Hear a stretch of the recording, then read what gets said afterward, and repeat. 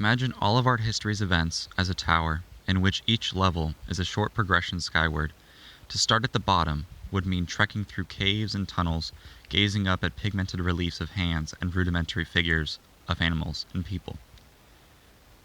But at the top of this tower is where we live our daily lives, and on every wall is plastered the phrase, "under construction." Who are we, and what are we creating? Who are we in comparison to the Romantics, the Realists, and the Post-Impressionists? And what are we creating that sets us apart from them and them from each other? I argue that it is nothing at all, because we have and always will be capturing the human experience. From cave paintings to Monet to now, the only division is in time. At the root of it all is the fact that we are human. The purpose of this video is to peel back the layers of art historical classifications and focus not on differences, but on similarities instead. We begin with David Roberts' Rouen Cathedral.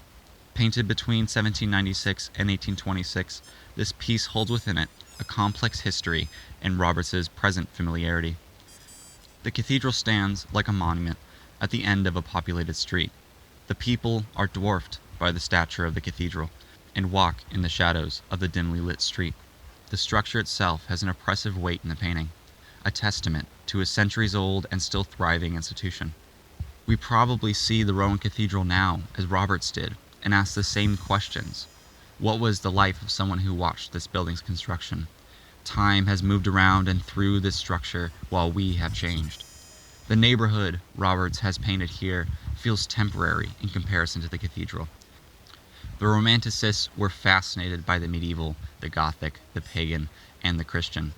They relied upon the pathos and wonderment of what was, if they could only travel back in time. This is in strong contrast to the Logos of the Enlightenment, which based itself on rationality and observation. In my opinion, Roberts' feelings towards the Rouen Cathedral are complex, a mixture of awe and fear. He is a man stuck in the familiarity of the present, a present which itself is equally complex and misunderstood. Perhaps it was easier for Roberts to dream of a time he deemed less complex and mystical, rather than a future based on the chaos of reality. Let us compare this to Claude Monet's Rouen Cathedral West Facade Sunlight from 1894. The Impressionists were focused on the now, much like the Realists, and the observational aspects of the Enlightenment. However, unlike Enlightenment thinkers, Impressionists were not focused necessarily on the sciences, but rather society as it exists in the present. Painters like Claude Monet felt that time is fleeting, everything is impermanent. Life moved quickly around the Impressionists, and they wanted to capture all that they could of this transient era. They were aware that none of what they were experiencing was forever, and sought out to relish in it. Monet set out to record the reflected light coming from the Rouen Cathedral at all times of the day. This is one of over 30 paintings Monet created of the cathedral. Compared to Roberts' Rouen Cathedral, Monet applies no particular importance to the building itself, besides its complex architecture and design. Gothic architecture was in fact built with strong contrast between light and dark in mind, making it the perfect subject for anyone studying the effects of light. While Roberts was romanticizing the past in his depiction and inclusion of the cathedral, Monet's painting is not about the cathedral and its connection to the institution of the church, but merely the light reflecting from it. A connection can be drawn, however, between Roberts' sour depiction of the surrounding neighborhood and Monet's focus on constantly changing light. The Romanticists and Impressionists both seemed concerned about the present and their place within it. Roberts included the neighborhood for a reason, and that is to draw a comparison to the cathedral. It's as if he's saying, look at where we are now. And similarly, Monet is saying, look at what is about to change. Now we move to the landscape of the Sierra Nevadas. Albert Bierstadt was a graduate from the Hudson River School, whose practices are rooted in Romanticism. But unlike David Roberts, Albert Bierstadt's focus was on nature and its beauty. In fact, it was the paintings of artists like Bierstadt that eventually convinced the United States Congress to declare Yosemite a national park. American landscapes of this time period brought people out into the frontier.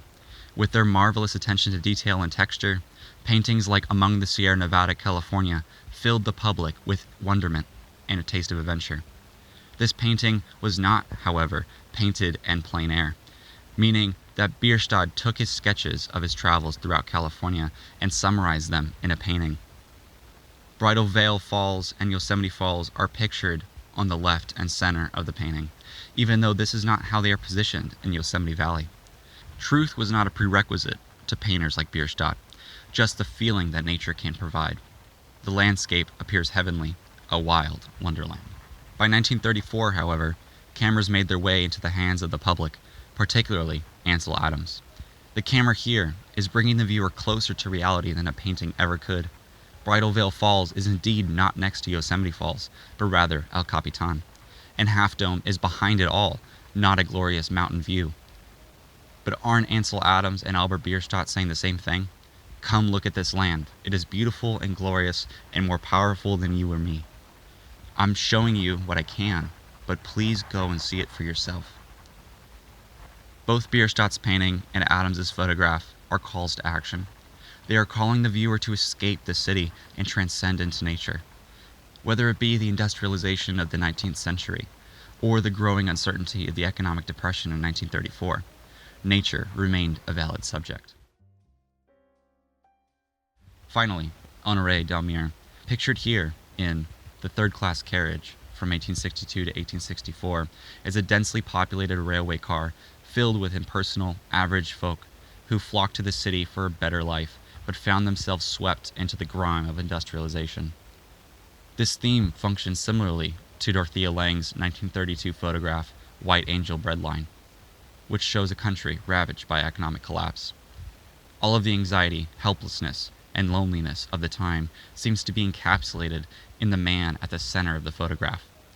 Dorothea herself was forced to make breadlines and boarded her 2 children because she was unable to take care of them. This is where Daumier and Lange differ, however. Daumier's approach, while sympathetic towards the working class masses, did not go as far as to empathize like Dorothea did. I believe that this can be chalked up to the medium of choice, however. Daumier's realism was not realistic enough, whereas Dorothea brings us closer to the cold, hard truth with photography. What matters here, and this is what is most important perhaps, is that both Lange and Daumier saw pain. They saw struggle and hardship, and they made it their mission to make it known. I'll leave you with a quote from Dorothea Lange's and Daniel Dixon's essay, Photographing the Familiar.